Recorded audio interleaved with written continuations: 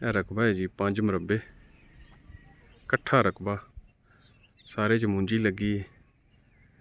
मौजा 6 चक, तहसीलो ज़िला ननकाने का रकबा। बहुत ही अच्छा रकबा, चारों तरफ सरकारी रस्ते सड़कां घूमदियां ने।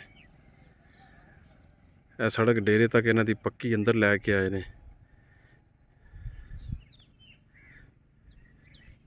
5 मरबे का कट्ठा प्लाट है।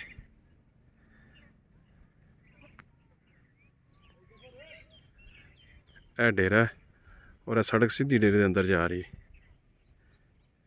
नहरी पानी, थले दे पानी मिठे जी, तो डेरे के अंदर सड़क जा रही।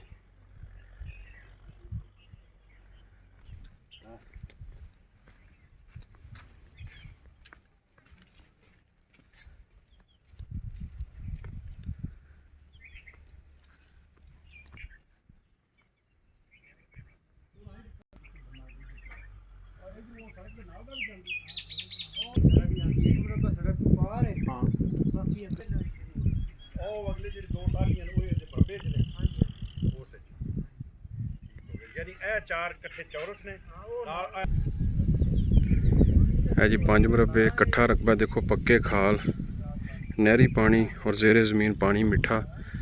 4 ट्यूबवेल लगे ने जी इन्हां दे। कट्ठा प्लाट माशाल्लाह।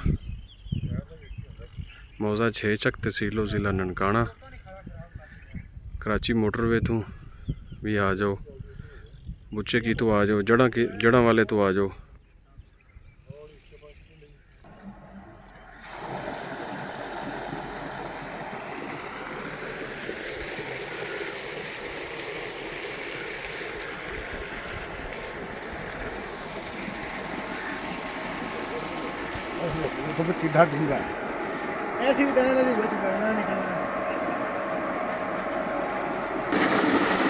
देखो जी, इस रकबे 5 मरबे रकबे दे 4 टरपैनां ने बिजली वालियां।